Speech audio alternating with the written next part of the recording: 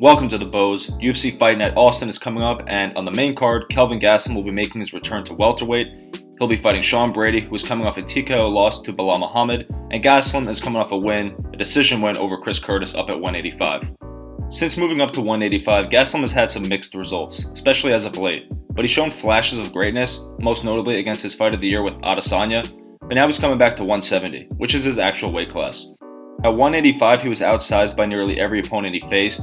In his last fight, Chris Curtis was more or less his size, and I thought he was really good in that fight, and I think he can make a run at 170, if he can get his weight under control. I think Gastelum is entering his prime now, and he already has so much high-level UFC experience.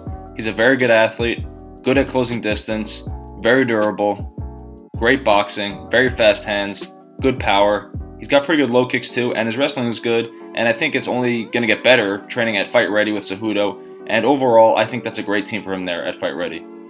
I have confidence that he can implement the really good anti-grappling style against a lot of the grapplers at 170, and against a lot of the strikers, I think he could show a well-rounded game, and mix in the takedowns with the striking.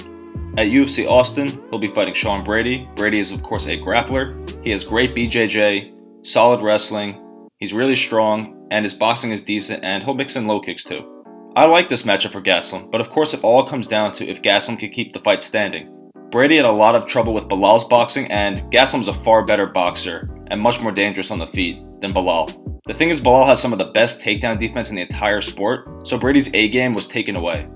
I think Gastelum could do well enough with stuffing takedowns and avoiding dangerous spots on the ground if the fight ever hits the ground, so I like Gastelum's chances. Also on Brady's side, I don't like how he deals with pressure. When someone pressures him in the striking, he doesn't handle it well. At least later on in the fight he doesn't. Early on in the fight, maybe when he's still fresh, he's able to counter opponent's aggression with takedowns, slow down the fight, and implement his great grappling. But later on in fights, with Belal and with Chiesa, two guys who are not great boxers and not super dangerous, Brady had problems. And Kelvin puts boxing combos together far better than both these guys, and is much faster and hits harder. I like Gastelum a lot in this spot. I think he's actually going to stop Sean Brady. I could see a late second round or third round TKO. A few days ago, you would be able to get him at plus money. Now it's closely approaching a pick'em. I think Gastelum's like a minus 102 to Sean Brady's minus 118. It's getting close. But if you're ever interested in that, I think the line is pretty good on Gastelum still. At plus money, I definitely like the line. So we'll see what happens with the line at close. Him going back to 170 also plays into this line, of course. He had problems making 170 before, but the pictures that I've seen going around of him looking lean and in shape gives me confidence. Some people thought he looked like he was drained and his eyes were sunken in and stuff like that. I never got that impression. We'll see when he weighs in. That's the biggest concern I have going into this fight, if he can make the weight comfortably. Personally, I'd never seen him this lean. He always looked like a bit of a chubby boy.